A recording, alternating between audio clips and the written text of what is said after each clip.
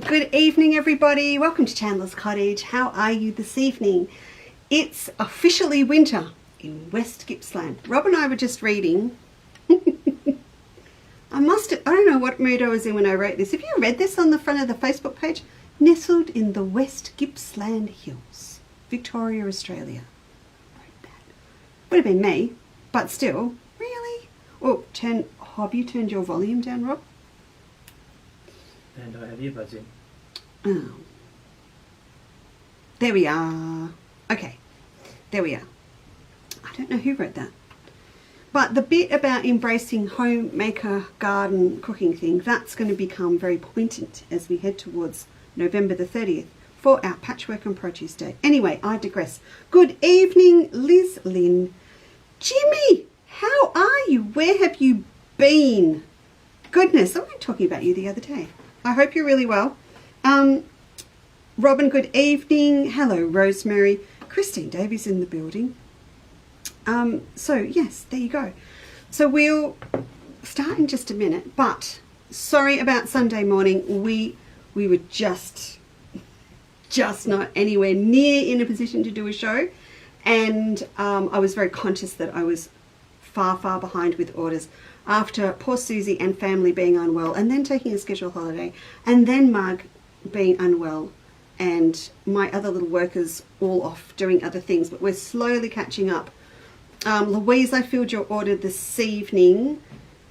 Jeanette's is done. I should be well and truly caught up by tomorrow. But having said that as well, I might check in with those whose orders I have on my desk to do in the morning, because what we're going to do is, this is part 1 tonight, part 2 tomorrow night.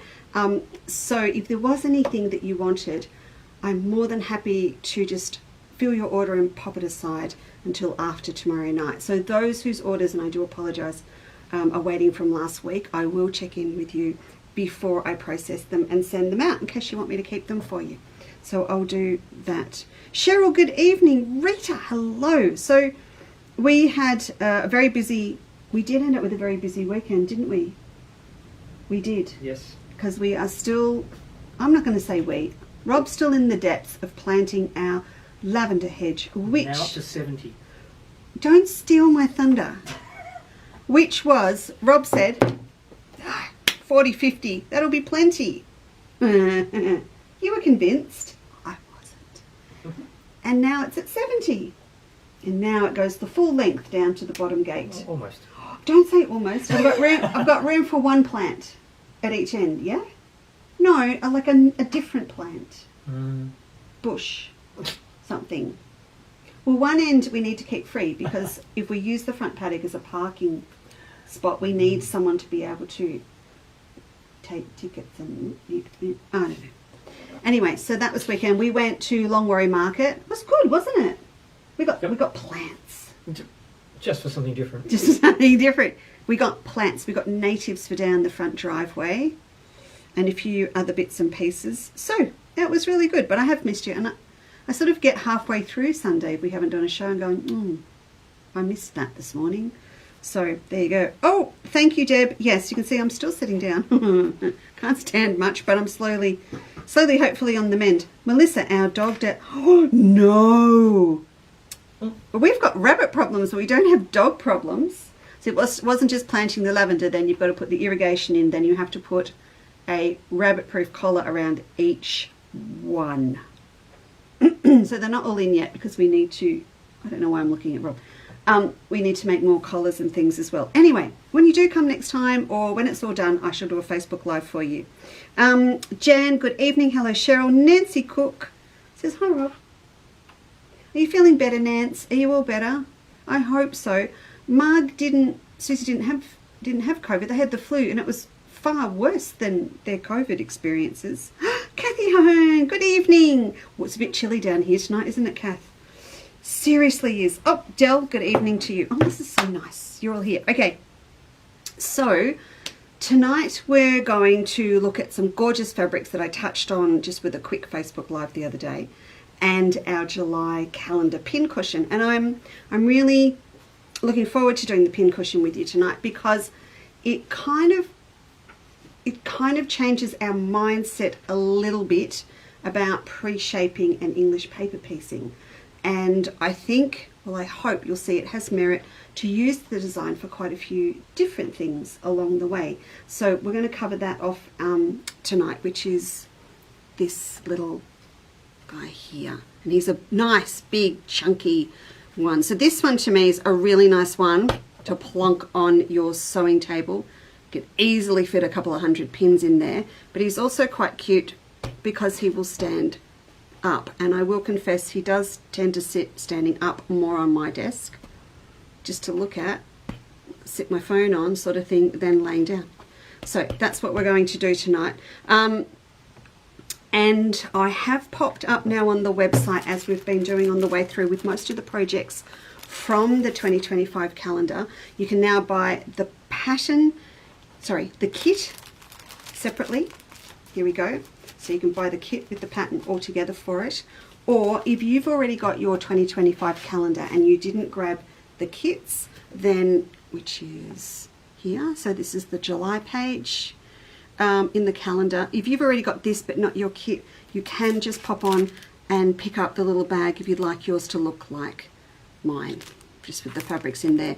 This, do not just order this on its own. Look at me with rage shaking it. Don't order it on its own.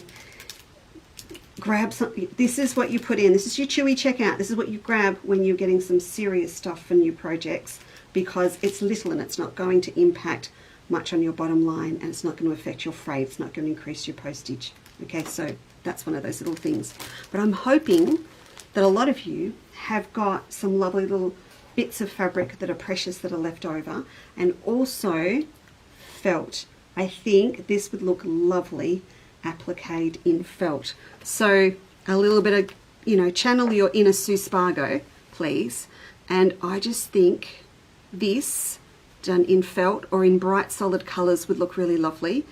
And not just one house. What about if you repeated them as a little outer border to go around a quilt of flowers or something? So that's sort of what I'm trying to channel with this little design.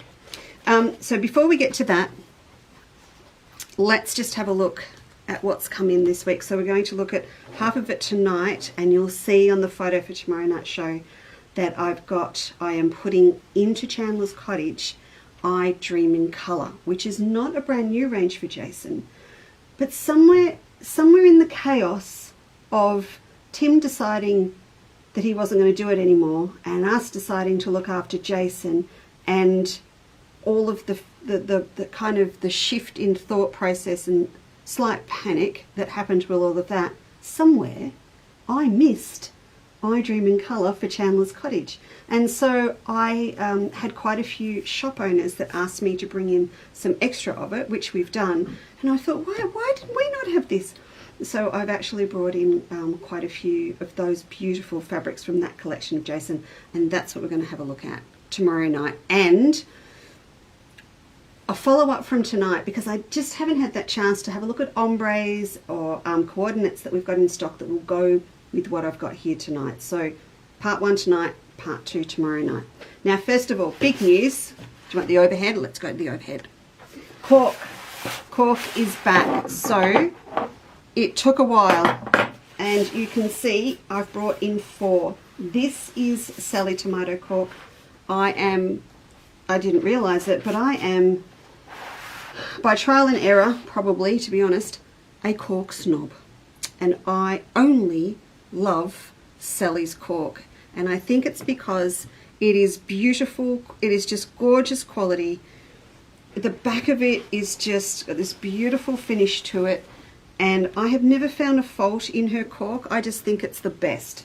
And so I could go around and play around and buy the thinner ones and you know, say, oh, it'll do, but I'm just not prepared to do it because we put so much effort into our work. Look at it. So I've got the black with metallic gold. How could we not? Because we've got so many fabrics with metallic gold. But this back is just beautiful. And it's so nice to sew through.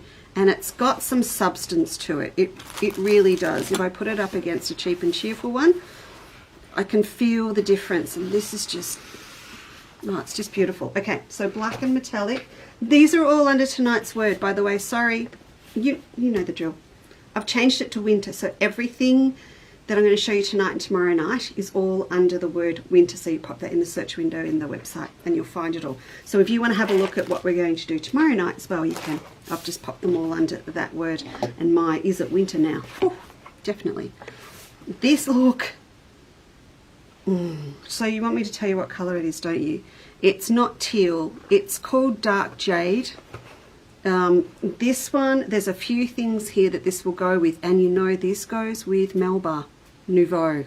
It's really dark, but it's edging toward that lovely sort of seagrass teal green. So this beautiful, yum. I love this. This is a colour that I used in one of the colourways for the Goulburn bag. So I know straight up this goes with mint gum leaves from Under the Australian Sun. So if you wanted to see what I'm talking about, the code, give me a minute.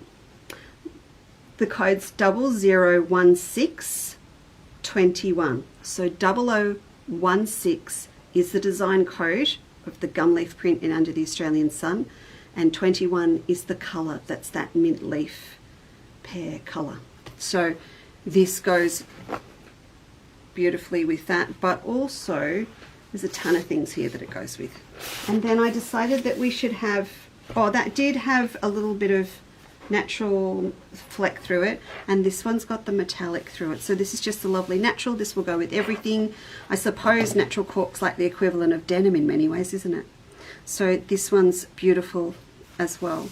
It feels so nice. What's the back of this one? There you go. So these are Sally's, and I'm really happy that we've got them back in. I was tempted to get some of the printed ones and things, but I think the plain ones are going to give us more versatility to use across lots of different fabric options. Now with these, we all know you might as well just go out and buy some diamonds or buy some cork. That's pretty much where we sit. That is why I sell it in 10 centimeter increments. So when you go to buy it and you go, wow, it's only $6, it's 10 centimeters. And I'm doing that because a lot of the time when we've done purses and things before, do you remember way back when we started using cork? I do. There's some things I want to revisit actually. Like the little trio purses from Melba, that sort of little shape that we've been playing with. Sometimes you want that, just that little rim around the bottom, and you only need 10 centimeters. If you want to make some more of the key rings that we had in the advent calendar, and we've now got them as TO kits on the website, 10 centimeters is going to make you a heap. So you might want to make a little strap to go on a little purse or a bag, or just a little flap or a base. Maybe you'd like to do some of the gum leaves or the leaves like I've done on the Goulburn bag, or the quilt that's hanging here in the shop with some reverse applique, which we did in a quilter's life, all of that with cork, all that sort of stuff. 10 centimeters, 20 at a stretch is all that you're going to need. So that's why we've got them as 10 centimeter increments. And then it doesn't hurt as much when you go to, yeah, anyway. I'm going to leave 3 of these out just for now. The black goes with everything, but I'm just going to leave them out, and we'll have a look at some of these fabrics. And in fact, the first one I want to show you is also from a previous range of Jason's, and quite a while ago, but that meant that I was able to get it from Jace at a little bit of a better special price. So I'll show you these. And I love them. This is Arethiel. Now we have had this before. Do you remember? And so when I got it last time, it came through Tim, and then I brought this batch in straight from the States, from Jason's warehouse. So this is a lovely patchwork affair. So it's sort of taking on that whole image of little patches of different flowers and things, and you can see the amount of depth of colour. So we've got everything from a blue through to a beautiful teal blue here, and it's all set up on a lovely crisp ivory background. And just to show you what I was talking about, see, look, you put the cork in as a base to go with it, so that one would look lovely with it as well. So it comes in this lovely colour, so that's under the word winter. And then I love this one too, because I actually think we could use this as a background. So to have that sort of lovely effect, and then put some really nice strong colours over the top. And just to give you an idea, if you do like a little purse that's a little delicate, look at the natural cork with it. Really, really pretty. So, but this background, definitely really yummy. And I think when you get these sort of prints that have got lots of different little squares and things, you know, we've got sashing, we've got binding, we've got background, but also fussy cutting to mix in as a blender with lots of other colours. If you're doing a scrappy quilt, English paper piecing or something like that, they would be lovely. These will probably end up actually on the wall tomorrow night. So we'll pop them down there and then I'll bring them back out. Now, speaking of patchworky things, this one is called So Spring. You see that? So we've got multiple different colours and things all happening in the same fabric. And I just think that is super fun. So, you know, we leave it as one, we use it as backing, we fussy cut from it, make a funky little purse with it, actually come through and cut through this way to get different effects as well. And it's just so pretty. And I'm not happy with that camera. Let me just turn that around a little bit. I might just zoom just a smidge. There we go. So see that? That wonderful. Green cork's good. But let me just pop it on the table here so you can have a better look.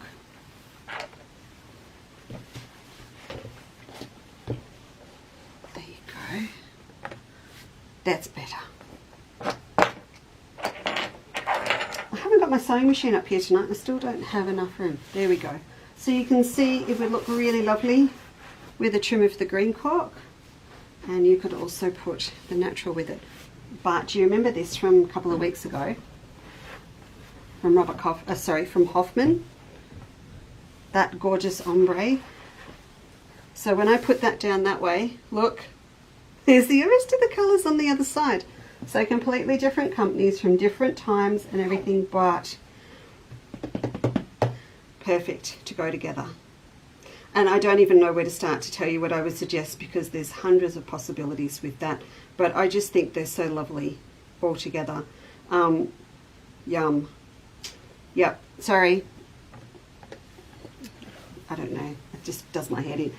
When you find things like that, where you get two complete different fabrics from different backgrounds and everything, and they go perfectly together, you just want them to play. So anyway, that's those for tonight. So we'll come back and look at a couple more things that go with them tomorrow night.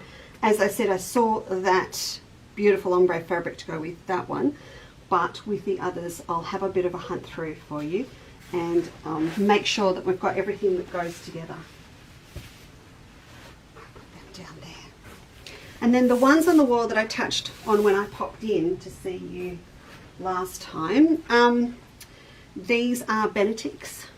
And in fact, I'll be honest, when I went to put them up on the website, I had 3 or 4 of them up and I had them under Timeless Treasures, and I went, that's not right, because to me they kind of had a little bit of the design styling and everything that we've seen with quite a few Timeless Treasures over the last 12 months. But they're Benedicts and they're beautiful. They've got also that fantastic soft gold in them. So this is going to go with Precious Metals Gold. Actually, Rob, seeing you're still here, can you pop up Precious Metals Gold for me under the word winter? So you can see you've got all these beautiful sprays of metallic gold flowers and foliage over the top of quite a complex print. So there's a lot going on, and they are really pretty. If you think that you might like to have some of these in your stash, but you don't know which ones, I haven't got around to doing your fat quarter pack, but I will have one done for you tomorrow night. So if you want to hold off and just, you know, if you've got that whole blue thing going on that you're stashing for a rainy day, then just hold tight and I will definitely have one for you tomorrow night. This is the larger print. That's just beautiful. So much, there's so much tonal complexity in them, and they are screen printed. They're not digitally printed, so they are very impressive in the way that they've been put together. Look at the cute little selvage over here with the flowers. Lovely. Now, up on the wall, oh, she's looking a little bit bare now. You can see in, like, this is an all over print, this one. And this one here looks really similar. And in fact, when they came in, I thought, what's gone on here? They've sent me two of the same bolt. When it's come so far, that is a bit of an issue. But it wasn't. It was this. So this is from this bolt up here. And that's it. Can you see that? So it's actually a gradient of all of the other prints. So it started out with that big one I showed you down the bottom, and then it slowly works its way up through a medium print and then up to a more sparse at the top. So it's going to be one of those fabrics, not so much to use as a panel, because there's not really definitive. Where did I get definitive from it this time of night? Where'd that come from? Maybe an adjacent word. It doesn't have real definitive motifs. I don't know where they go from. I've been hanging out with the design team on the phone too much. Okay, but it is a one fabric wonder. So if I was to buy one of anything, and of course I can't turn this one into a fat quarter pack. If I was to buy one out of this collection, it'd be this one, because it's got a bit of everything going on, and you would be able to use, oh my goodness, this is like one with a dark navy with the gold for a bag, or, oh yum, really, really nice. And so you could fussy cut from the large ones, use this for blocks down here, or you could just take the whole thing, cut it into squares, maybe, keep them all in order, so pin them up on a design wall or onto a sheet, and then sash in between, and you're going to get that really sort of cool window gradient ombre look thing. It's pretty though, isn't it? Did you see, this is what I've got to hunt out for us out in the shop before tomorrow night. Did you see this in here? See, it goes to that aqua, so you've got all your true blues here, but then it's got a splash of aqua in, and I want to find something, probably in an ombre, that will just bring these out just a little bit more. So I shall find it.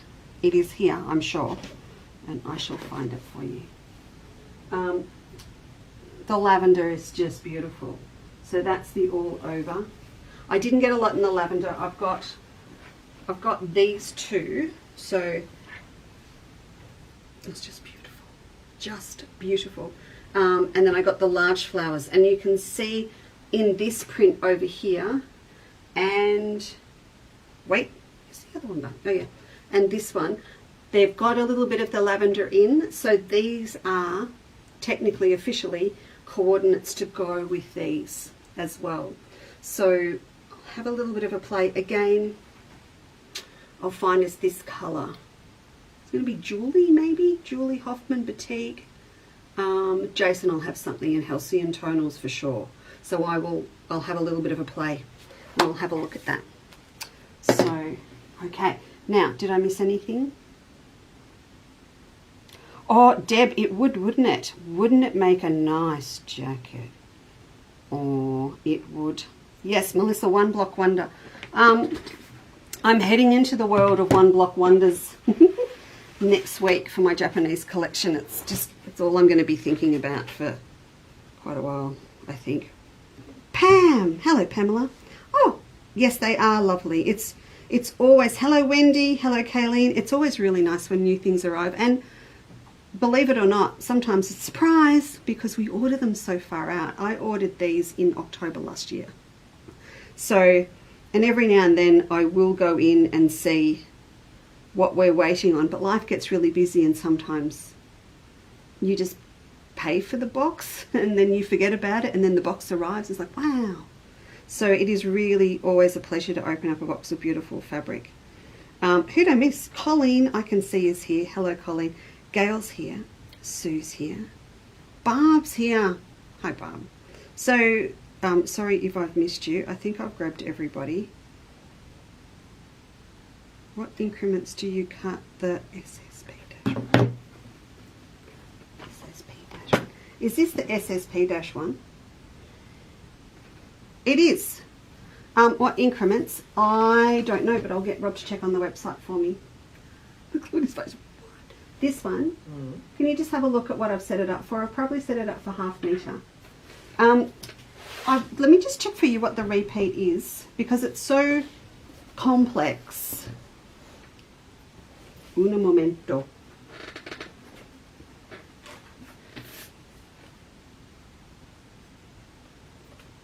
Oh, yes. It's actually... See, Jason's being digital printing, but that is a 12-inch repeat on there. So we're going at 1/2, because then no matter where we cut it, I'm going to make sure you've always got a bit of everything.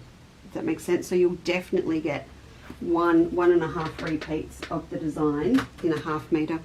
But you don't even need to do that, because if that one's here, it's also on the other side. Like, so you'll get heaps of all of the different ones in there. But Rob's just checking it for me. Now, it is pretty, isn't it? It's really pretty. That's standard. Sorry? 1/2 metre? That's just the usual. There's nothing special. 1/2 metre? Just say yes. Okay. 1/2 metre. Okay, so let's... See, now I'm looking at everything else we've looked at tonight, and I'm thinking about this. You really want quite small prints or tonal prints to make this little guy. And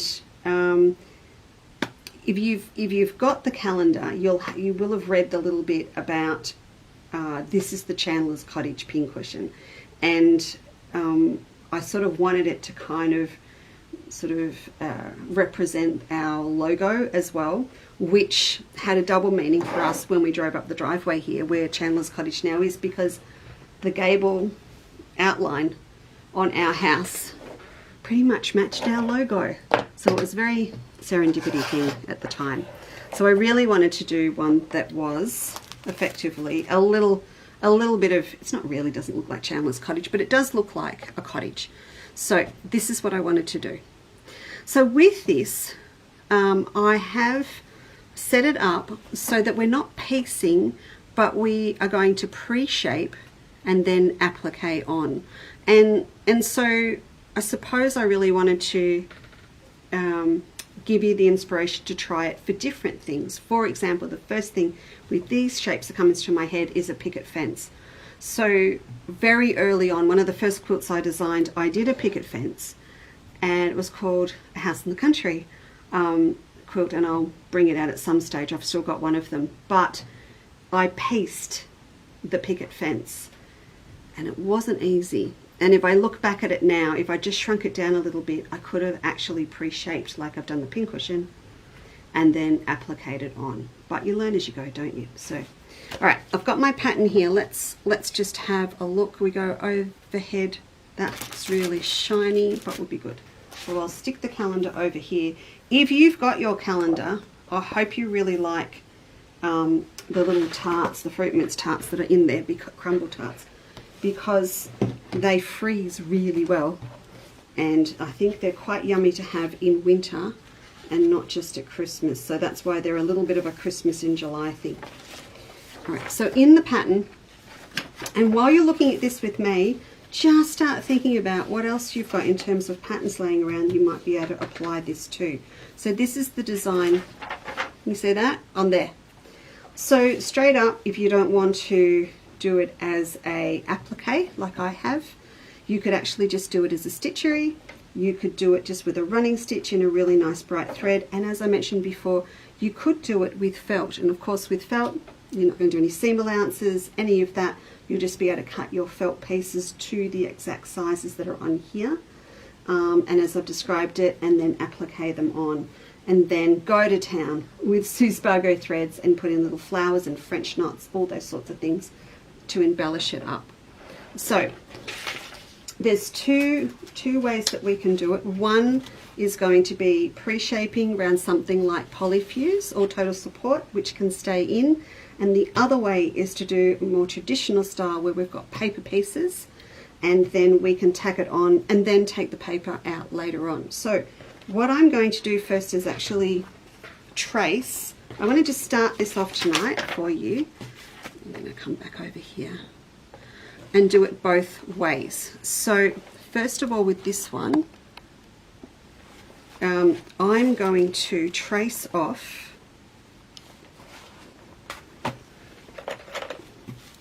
the centerpiece onto some total support. So Rob, can you tag total support for me, because I forgot to. So this is our paper that can stay in, and it just starts to break down inside. Leesa Chandler, use your ruler, it's a straight line.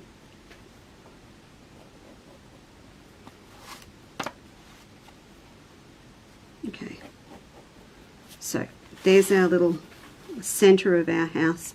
Now when you've got your diagram here, you've got dotted lines, and that represents that whole shape. So this shape will sit underneath the two side pieces. This is my office, this is our bedroom on the real house, okay? And there's the front door. So we'll cut this out, and there's no need to worry about reversing it, the pattern or anything, because it's symmetrical. So I'm going to do one with total support, and then we'll do one with paper. Okay, so that's that one there. And in your little fabric pack, if you've got your kits or you're going to get one, so we've got our two squares in here for the front and back, and there's the house fabric and the grey. So we want the grey.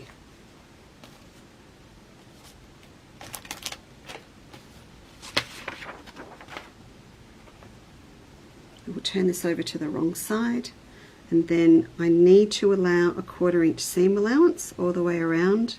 Doesn't have to be a big one, particularly with this, because we're going to iron it and glue it over. So I'll just use my iron to adhere that on so it does stick. It's got a shiny side and non-shiny, so shiny side down, and then we'll cut it out. And you can see I'm adding an extra 1/4 inch seam allowance on these sides there, so I've got that. And then we'll just grab our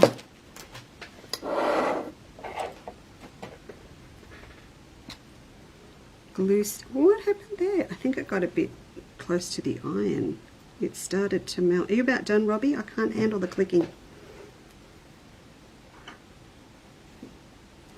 Okay, so we'll just press that over, and when I go to the next side here, I've always got to remember to put a little bit of glue on the bit that I've just folded over.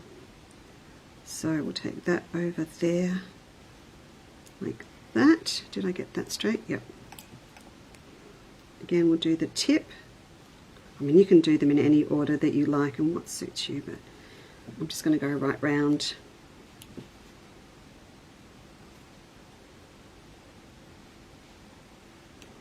So if you decide to use a paper that's going to stay in like this, your little house or cottage is going to be a lot firmer than your pincushion background or squares. So that's one of the reasons that I have suggested in the pattern that you back your front and back pieces, sorry, the top and bottom pieces for your pincushion with a stabilizer. So weft, non-adhesive interfacing, whatever you've got handy to put on the squares is a good idea, and that way it's going to be a little bit more stable to sew these onto. Now when I did the sample machine, that has actually been done with machine blanket stitch, I will confess.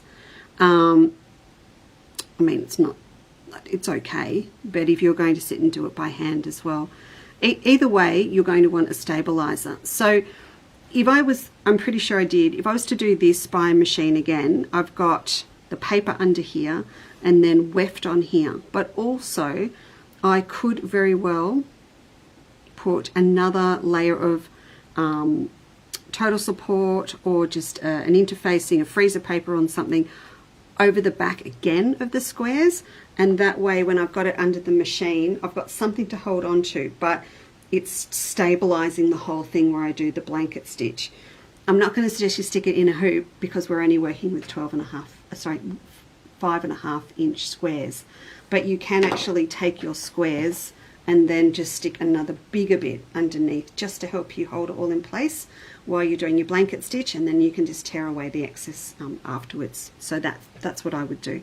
So there's that bit done, and that bit goes there. And then let's do one of the other ones to be showy. So I'll pour this out, and we're just going to cut straight from the die. I'm just cutting one straight from here. So if you decide that you want to do a heap of little houses around the edge of a quilt, or make a stack of pincushions for your mates for Christmas, then just take the diagram at the back, if you're going to use the traditional method like I'm doing now, and photocopy it. Just the diagram, and then you can just keep cutting the papers that you need. Alright, so this time I'm going to use, oh wait, I had two out, didn't I? Here we go. So this time I want to be able to take my paper out. So I'm just going to sit that there over the top, and I'm going to draw on a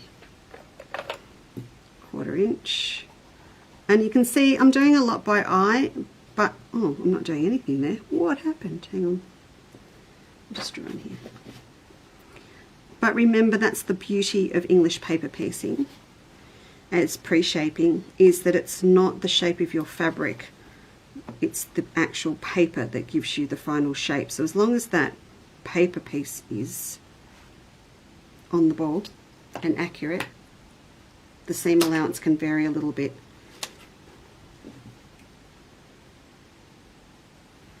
So we'll cut this one out. So I don't know if you've realized what I subliminally did to you.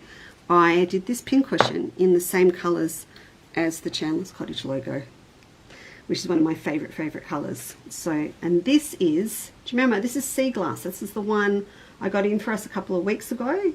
It's a Toscana. I'm pretty sure it's sea glass or sea foam. Anyway, it's there, and this is one of the official and final coordinates to go with Melbourne Nouveau. So I got us in a heap of it, and that's what this is. So it's getting some good use, but I really wanted to do this pincushion in our logo colors. So take all of that aside, it's going to make a great little scrappy block design to use up lots of lovely bright colors. You might have in your stash some old ones, you know, of the Debbie Mum era, so you could get some soft browns and yellows and things, and it might even come up with sort of more of a little barn feel to it. If you make them up, it look like a barn. I've just popped a little pin in here, and then I'll grab my, oh no, I had it all threaded ready to go when it's come out. Do you know what is my, oh there it is. It's a bit panicky when I misplace my thimble at the moment, because there's one AWOL. Life, I'm happy in life when I know where both of them are, and there's one that's sitting somewhere in a, you know, in a little tin, in a purse somewhere, and I don't know where it is at the moment. Come on, through you go. Now, this needle that I've got here is a bit silly. It's an applique needle. I really should have a piecing needle, but again, you know that, don't you? Okay, ready? Let's go. So we're just going to fold this over. If you want to give it a little press, you can. Sometimes I like to just do that first side because it helps hold everything in place, and once you've got that first side down, you're good to go. So I'm just going to tack this Please note I'm a left-handed person, so if you're right-handed, you would have that side going over and you'd be going up the other side. We'll fold this one down. Just by habit now, when I fold over one like this, I'll get my fingernail and I will just do that. So it's just a little fingernail press to get that crease in over the edge. And I always set myself up so that I stop just before a fold like this, and I make sure my thread goes up and over the fold so that it will hold that down there. So there's a thread right over. If I'd been sensible, I would have used a dark thread for you, wouldn't I? Okay, same with this one. I'll fold it over the top. Now that's actually a right angle, so I've just gone straight down with that one, and then fold this over again, give it a little press with my fingernail, take over that one. If you find at your corners, particularly that top right angle one, that you feel like this little bit of the fold here is going to protrude out, you don't worry about it, because you're going to be coming back and slip stitching this onto your block, and with that in mind, you'll be able to make sure that that little fold there tucks underneath nicely, and that goes down here as well. So sometimes it's really tempting to do two folds, to go over like that and then take it over, but it makes it really bulky. So I'm just going to take it up right on a right angle, and I can come back and neaten that up when I slip stitch it onto the block.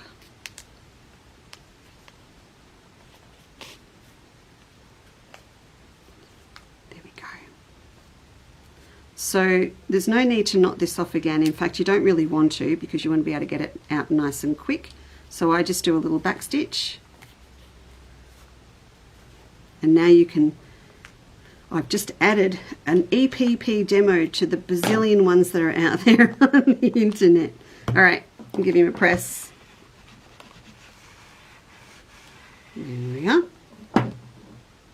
So now we've got this one done, and we've got the first.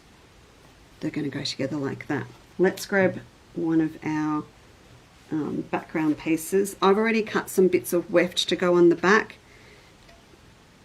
I didn't tag weft tonight, guys, because I know you've all got it, and if you need some, just pop it in under weft. And I'm hoping though that you've got some little bits of adhesive interfacing or weft, or even if you want to, I suppose you could go to 630, the thin Palin, or stitch enhancer if you've bought some. Nothing too thick though. Just keep in mind you need to be able to sew this side piece on around your squares, so you don't want anything too thick. So with this done, we're going to fold this in half this way and this way, so that we've got our center, and then I can come through and pop these over the top. Now I've said to center them, but essentially it's a little bit of a optical illusion here, because that's actually in the middle, but it doesn't look like it because you've got the point up here. But when you center this, just make sure you've got the same amount top and bottom, and then you can come and pop your other pieces over the top like this. So you're going to have two of these. You're going to have one on one side and one on the other. All right, and you can sew them on in one hit, or you can sew them on as you go. Because I was doing mine by machine, I actually did them as I went. So I actually blanket stitched this one on, and then I blanket stitched this one on after I'd put the chimney in. So in my instructions, I've sort of set them up like like you're slip stitching them on. So I've said to leave one side of the little bit here open so that you can put your chimneys in. But I'm going to leave that up to you which order you do them in. You just need to make sure you get the chimney underneath the sides of your house before you finish it off here. So you might want to put these on first and then sit this piece over the top and then this piece over the top. You might like to slip stitch the little windows onto these pieces before you actually put them onto the block. So because it's such a simplistic design, it's really flexible in which way round you put things on. If you're going to use it repetitively to do quite a few of them, and I can, in my head, I can just see that scrappy quilt where every alternative block is a little house with little embellished with little flowers and everything, and then in between you're using up all your Sally Cali or all your Liberty prints, like pretty little florals, or your pieces of Jason florals like from Garden of Dreams or any of those in between. I just think it looks so cute.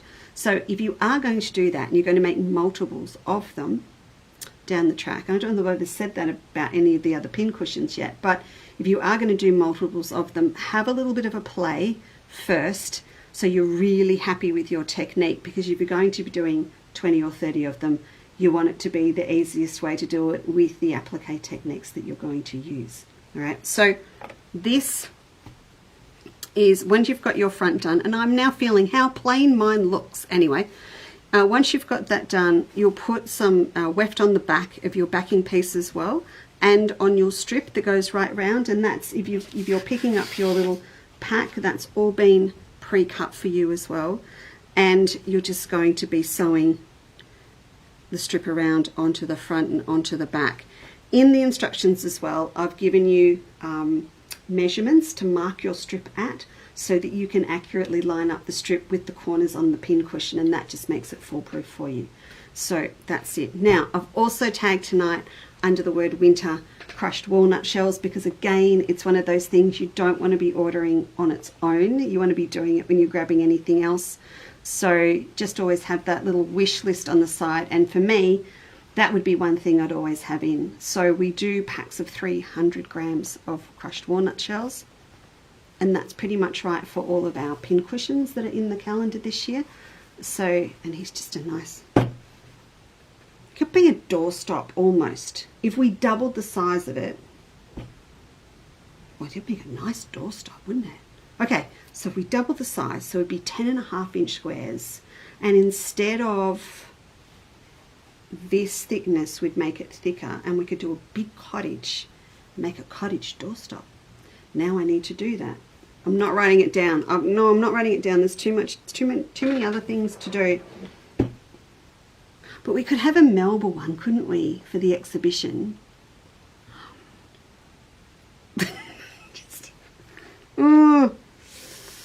We need a Melba cottage doorstop. Write that down. Right.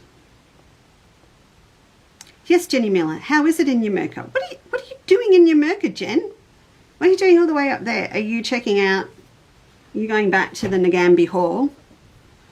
Actually, seriously, Margaret and I think we will go back to Nagambie next year. For those of you that came to a needleworkers soiree, we're going to take the Creative Scape to Nagambie.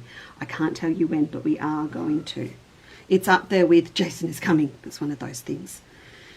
Right. Bridget, good evening. Oh, Jen's in Yamurk. You got nice rose. Is it a nice rose garden in Yamurka? Is that right? I think my cousin got married in Yamurka. I was there. I just don't remember where it was. It was there, or no, it was there. Right. Oh, Melissa, have you had problems tonight? Oh, have we had problems? I haven't had problems. Was that why Rob was frowning a lot?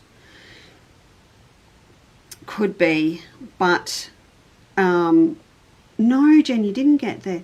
And I don't know why it's cutting out, because we haven't got problems at this end. Could be an internet thing, but also it's pretty wild and woolly out there, so that could be what it is. So I do apologize if you've had problems. All I can suggest is, well, probably what I would suggest, I'm going to go inside now, download it and pop it up onto YouTube. And if we didn't have trouble here, and I'm all good at this end, then hopefully that will be better for you if you want to rewatch it. Otherwise, I look forward to seeing you tomorrow night. So have you got a big day tomorrow? You know what I'm doing tomorrow? Look at that hair.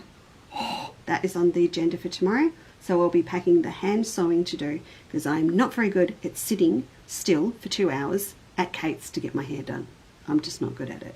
So we'll pack the sewing, and tomorrow morning I will be out here and I will get some more orders filled. And as I said, I will check with anyone whose orders I still have here. I apologize, just to see if you'd like me to hold on to them, or I can get them straight out in the mail for you. All right. Listen, thanks very much for joining me this evening. It felt very official. I don't know why I have the official voice on, but I promise I'll lose it by tomorrow night. If you've got any questions, just give me a buzz tomorrow. Leave me a message, or you can email me at info@chandlerscottage.com. That would be fine. Catherine Gardner Gasket. It's like blast from the past night tonight. Yes, Nancy Nagambie would be great. Catherine, I need to catch up with you. I might ring you now. All right, everyone, thank you so much, and I'll see you tomorrow night at 8. Okay, bye. Thanks.